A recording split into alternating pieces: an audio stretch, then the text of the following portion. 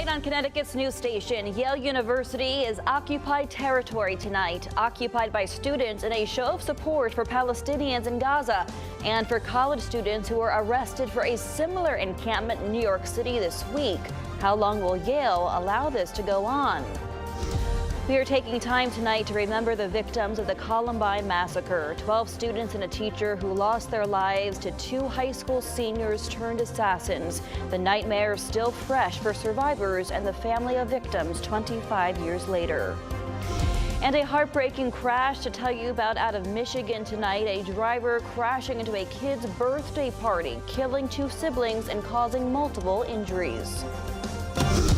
Now at 10, this is Fox 61, Connecticut's news station.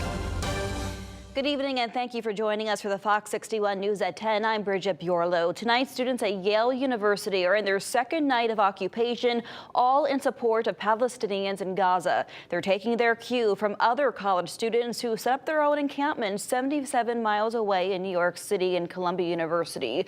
On Wednesday, hundreds of students set up camp on the lawn of Columbia in Upper Manhattan. You're looking at images of it here. They say to show support for Palestinians while calling on the university to divest all interest in Israel.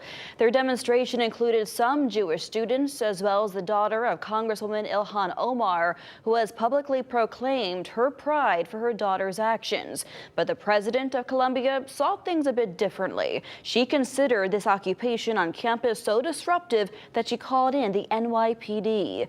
On Thursday, police arrested more than 100 students on trespassing charges. The university also took immediate action. They removed all traces of the encampment and suspended every student who was arrested, a total of 108 people. For some, that may mean they're kicked out of student housing or can't graduate. And all this made us wonder, could that happen at Yale? Fox 61's Jake Garcia spent the day speaking with students who have been camping out there since last night. He joins us live in New Haven. So, Jake, what are people telling you there?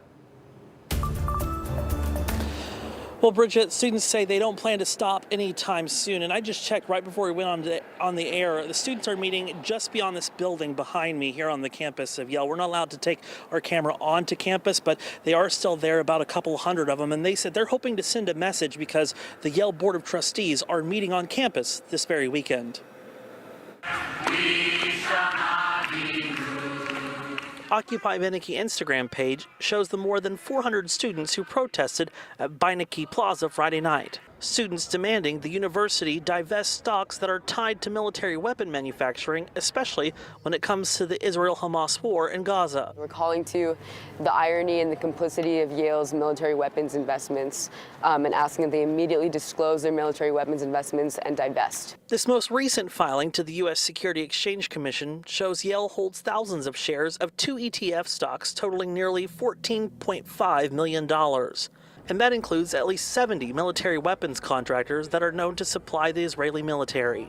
Nearly 100 students placed tents just outside the building where the Board of Trustees were having dinner Friday night. Board of Trustees were inside of the building, right next to where we were chanting and singing and praying.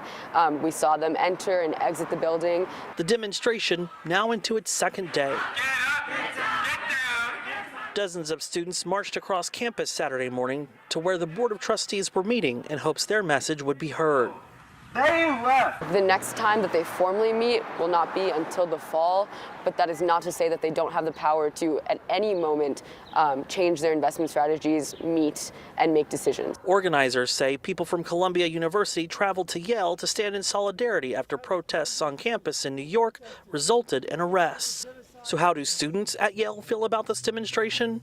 I'm not aware of any negative comments about the encampments. I think generally people are pretty supportive towards them. Those camping out say they're not planning to go anywhere anytime soon. The plan is to stay and to continue resisting until Yale Corporation discloses and divests from military weapon investments.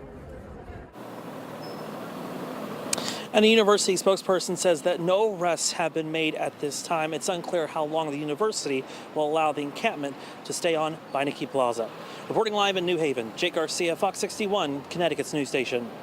All right, Jake, a lot of people will be watching what happens in the days ahead. Thank you. Now to the weather watch. A little rain this morning, but it cleared out for most of our Saturday. This is what it looked like in Weathersfield Cove earlier today. A lot of cars out there, people even fishing, enjoying the water. As you can see, a lot of sunshine as well. It really felt like spring for a change. Meteorologist Ryan Breton joining us now. Ryan, will this nice weather continue tomorrow? We have a pretty good day ahead tomorrow. It won't be as warm as it was today, but we won't have any rain. We did have some rain early this morning, but the afternoon turned out to be pretty nice. And then this evening, a couple of showers developed, especially over southeast Connecticut, and even some rumbles of thunder out toward Martha's Vineyard. That action has now moved away. The sky tonight is beginning the process of clearing out. But notice this strip of clouds here to the south. This is going to be coming up tomorrow. So I think the brightest weather tomorrow will be in the morning, and then in the afternoon we'll have a bit more cloud cover. For tonight, though, it's clear and cool. We'll drop into the 30s by early tomorrow morning. And then tomorrow, the sunniest weather in the morning, clouds building in for the midday and afternoon, and it will be cooler than it was today. Temperatures tomorrow only topping off in the 50s. So this is the map at 6 a.m. 30s out there. Cool start for sure. Sunny for the first few hours of the morning, and then I think by about noon, we will have some clouds coming in. So the afternoon is mostly cloudy, and it is a little brisk and chilly compared to today, but still expecting a dry day tomorrow. We have some more good news in the forecast. We'll talk all about it coming up. All right, Ryan, thank you. Turning now to that breaking news out of Michigan. 2 children, a brother and sister, ages 5 and 8, are dead tonight following a car crash into a boathouse where they were attending a birthday party. Here's video just into our newsroom. It shows the Swan Boat Club in a Detroit suburb. Authorities say the 66-year-old driver was intoxicated at the time of this crash. 3 children and 6 adults have been transported to local hospitals. The sheriff choked up, describing this heartbreaking scene at a news conference earlier this evening. A total of 3 children and 6 adults were transported. Several others were transported by private vehicle to local hospitals. Unfortunately, in tragedy, 2 of the victims were pronounced deceased at the scene. This includes an 8-year-old female and a 5-year-old male, who are siblings of each other.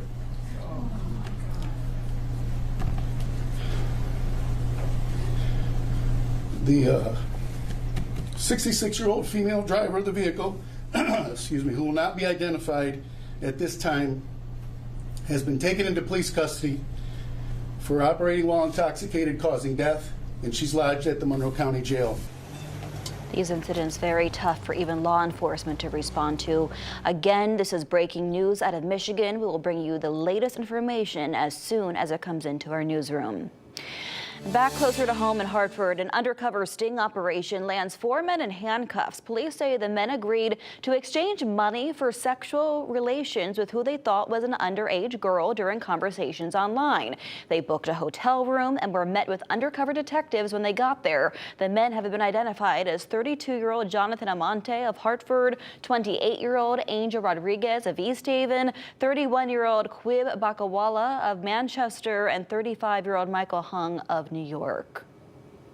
Route 6 in Chaplin is back open tonight after a crash killed 1 person and injured 3 others. State police say it happened at around 9 this morning when a Nissan Murano traveling eastbound swerved into the westbound lane right into a Nissan Maxima.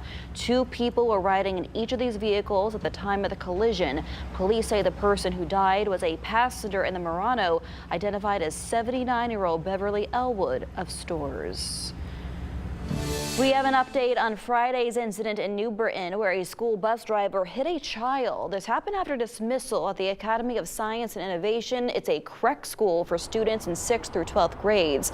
The mayor telling Fox 61 News that the child's injuries were not life-threatening and they were treated at Connecticut's Children's Hospital. Counselors will be available tomorrow and Monday for anyone experiencing trauma from what happened and would like to talk. We have new details tonight on the breaking news story we first reported on Fox 61 this morning. Flames tore through a West Hartford country club overnight. Take a look at what it looked like. Officials say the fire spread through the attic of the country club at around 2 a.m., causing significant damage. One person was inside, but they escaped without injury. Firefighters found 20-pound propane tanks releasing gas, but they say it's still unclear tonight if that's what sparked this fire. No word yet on the club's future or what those who scheduled events there are now supposed to do. This morning in Hartford, a long-awaited homecoming. 2 Connecticut Army National Guard units officially returned home from the Middle East. Their year-long deployment included work in Iraq, Syria, Jordan, and Kuwait. The units had a lot to do while they were away. They were involved with resupply missions and aerial medical evacuations as well. They, in addition, helped senior leaders travel throughout the region. It's wonderful. It's great to be back, mostly just with family and able to, take advantage of the time that we have together after quite a long time apart. Oh, it's great. We're very proud of him, obviously, and it was a little nerve-wracking after October 7th, but we're happy to have him home safe. It's just, we feel it was one of the best things that he has done in his life. What was that first initial hug like to welcome him back?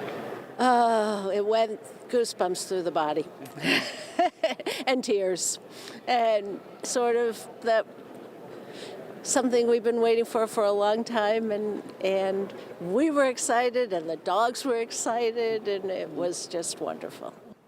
These homecomings are always so moving and beautiful to witness.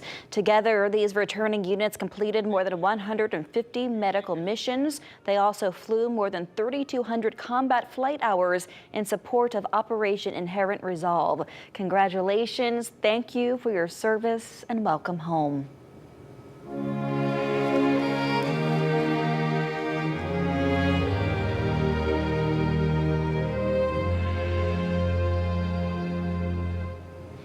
It was 25 years ago today that the world learned about Columbine High School. That's where 12 students and a teacher were gunned down by heavily armed classmates in a quiet suburb of Denver that suddenly became the scene of a massacre.